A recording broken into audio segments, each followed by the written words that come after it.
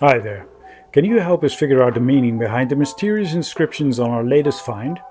Who did it belong to? A religious figure, an aristocrat, or maybe even a Freemason? Let's dive in and find out.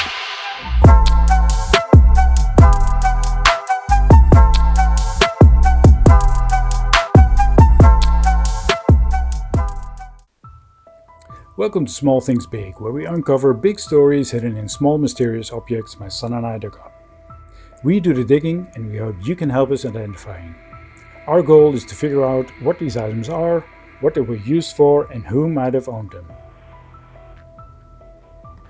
This is part 2 of our deep dive into a fascinating 17th century fob seal we recently found. If you haven't seen part 1 yet, you can click the link above or in the video description below. In this final part, we're zeroing in on the engraving in the seal matrix, trying to uncover who the owner was, what they did, and what their social status might have been. So let's get started. In part 1, we concluded that the object we found was a fob seal, used to seal letters and authenticate documents. It wasn't just practical, it was also a symbol of status and personal style, often worn on a belt or in a pocket, like a watch. We also dated it to the Dutch Golden Age, sometime between 1650 and 1700 Common Era. Now for the big questions: what do these intriguing engravings mean? Who used this seal? And what do the symbols tell us about them? We could use your help here. Some of the details are still a mystery to us, so drop your insights in the comments. We'd love to hear your thoughts.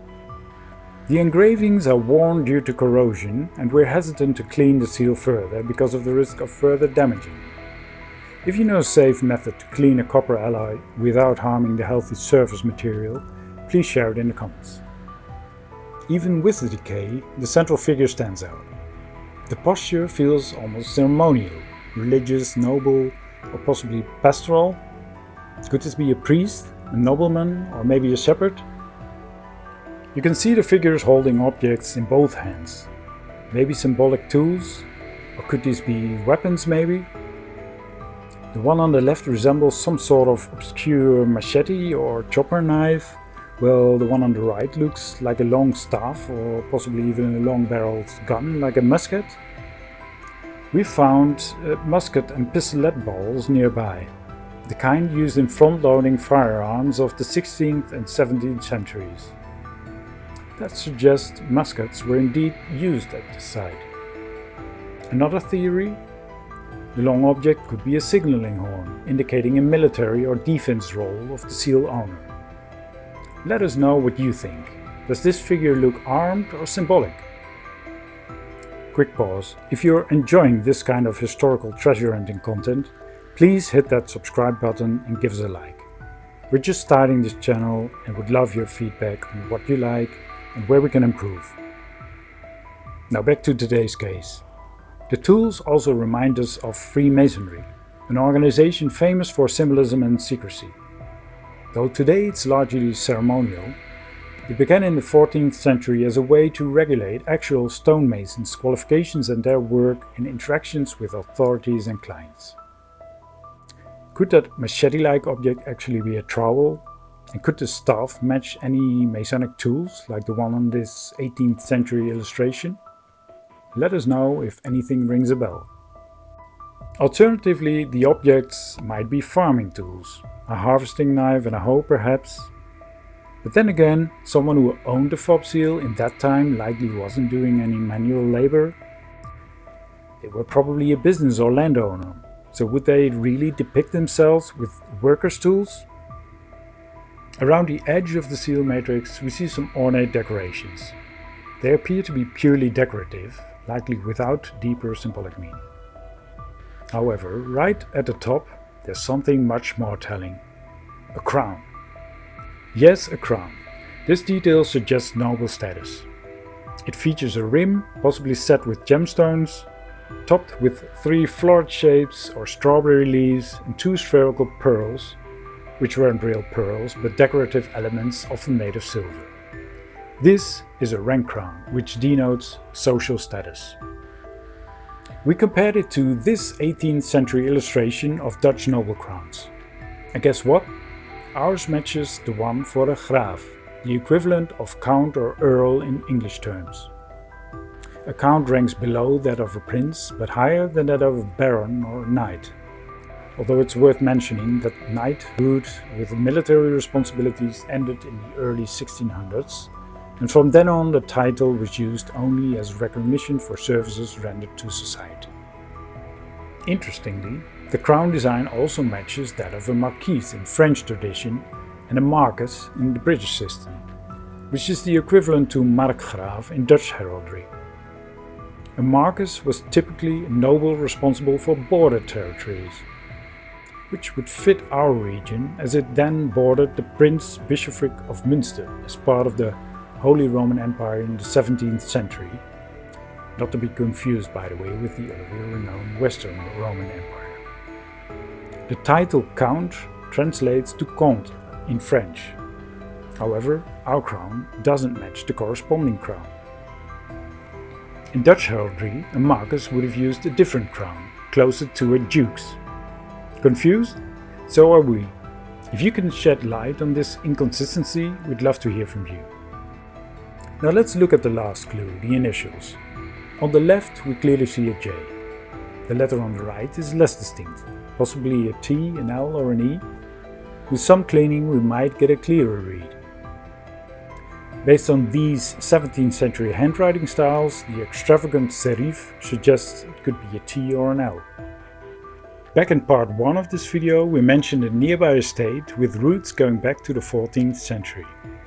We looked at information about previous owners of the estate and found that in 1313 there's first mention of the estate Regensing. The owner, Herbert van Putten, was a member of a noble family that owned many farms and estates in the east of the Netherlands. Not all family members appear to be that noble though. Herbert had an uncle, Herben van Putten, who actually was a notorious knight, a real and literal roofridder or robber baron in English. The name Regensing was derived from the old Germanic word regitzo, which translates to direct or destiny. There's no information on the building characteristics and its residents from that time, but it's expected to have been a so-called fortified farmhouse that besides farming also had a military function. The owners did not actually live on the estate themselves, but the fortified farm had a so-called landlord's room that could be used by the landlord to spend time on the countryside and meet with friends for hunting parties. The first mentioned resident is a Jonker van Leeuw in 1650. Jonker is short for Jonkheer, which is an honorific in the Low Countries denoting the lowest rank within the nobility. Someone born in a noble family but yet without a noble title. It is the equivalent of esquire or squire in English. It is not known what Jonker de Leeuw's responsibilities or occupation were. In 1809 the estate's owner then is a Lambertwilling, a judge. In 1832 the site gets the sole function of country estate, and the present estate building is built by its then owner Jacob Adolf Baron van Heckeren van Enkhuizen.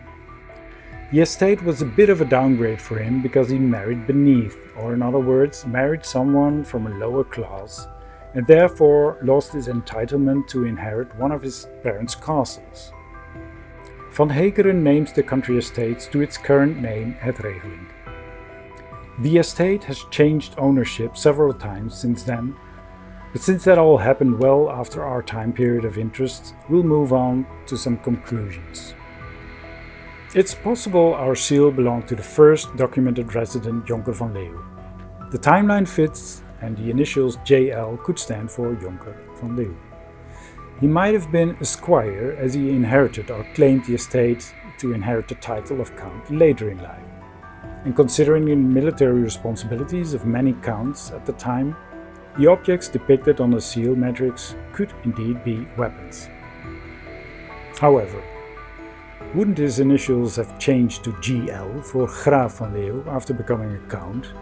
Maybe the seal belonged to a noble family member or a visiting friend who lost it during a countryside hunting party. So our working theory is that the owner had the initials JL, possibly representing the estate's first documented resident nobleman or robber baron Jonker van Leeuw, who lived during the Dutch Golden Age. He possibly became a count and used this fob seal to mark documents and show off his status. Besides ruling his territories, he may even have had military responsibilities such as defending his border territories, as symbolized by a musket and a scary chopper knife.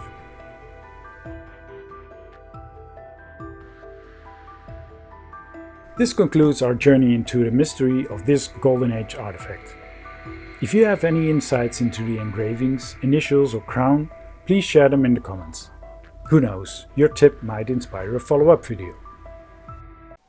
If you missed part 1, you can watch it via the link on screen or in the description below.